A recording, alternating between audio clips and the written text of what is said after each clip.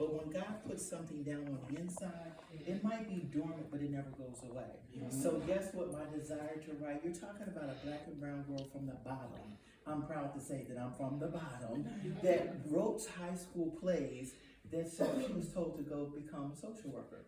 So I'm going to forward and jumpstart. First and foremost, I praise God for the opportunity to be here. But secondly, I want to thank God for this man who is my husband of 44 years, that as I stand here and people see this table and they say, oh, it's really nice.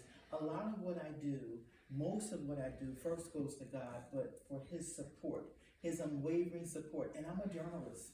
I journal all the time because I love to write. And one day he was looking at my computer and he said, Cheryl, you have all this stuff you've written. You should write a book.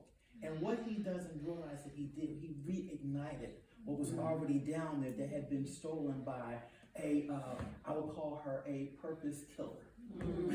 that high school motivational counselor was considered a purpose killer because what she tried to do was kill my dream, but it was reignited. So jump starting into 2017, I hold this book in my hand, Empowered, Resilient, and Uniquely You. This book is special to me because I was under such great stress. How many of you are familiar with stress? Great stress. And I ended up being hospitalized. And while I was in the hospital, I was supposed to graduate from Eastern University with a degree in business and organizational leadership. I couldn't do that because I was in the hospital. And one of the caveats was due to stress. And one of my stressors came in and said, you know what? You need to take it easy. And lo and behold, I did not know that I was about to, 6 months later, leave my full-time corporate job to go into full-time ministry and to do what God has called me to do. But nevertheless, I was in the hospital and then I was put on bed rest for 4 months. And if you're a shaker and mover and you like to do things, because I love empowering individuals, I love inspiring and encouraging them. But I was told that I had to take it easy for 4 months. And I laid in that bed and y'all know what happened? Depression set in. And while I was lying there, God said, you got two choices. You can wallow in your depression, or you can do what I called you to do, which is to write. And I began to write. And that was in May of 2017. My first book was published in September of 2017. I took the depression and the despair, and I began to write short stories. And I'm a person who's very reflective, so I like people to read, but then after you read, I like for you to take opportunity to say, what's coming up for me? And begin to journal about that, because guess what? My story is my story, but your story is your story.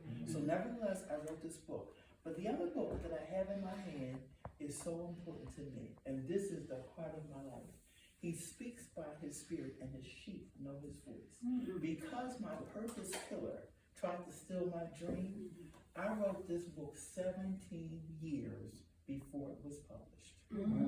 When you think about coaching, and I want people to conquer their fears, achieve their goals, and walk unapologetically in what God called them to do, I had to do this before I could do what I do now as a coach. And it took 17 years for me to have the courage to overcome what was said to me that I can publish the book. So as a result of it, if you look at this table is a reflection of what happens when you follow your God-given purpose. Because if he puts something down on the inside of you, it doesn't go away. I had to go through much adversity, because anybody who's experienced trauma, or if anybody's been told that they want to do something and somebody came along and told you that you couldn't do it, you're battling with, do I want to believe them? Or do I want to believe what's on the inside? I've had great supporters. I've had great mentors in addition to my husband. And my mentor taught me something several years ago. He said, we never want to leave this earth with our music still playing on the inside, because we did not take the courage or the boldness to go after what God put on the inside. So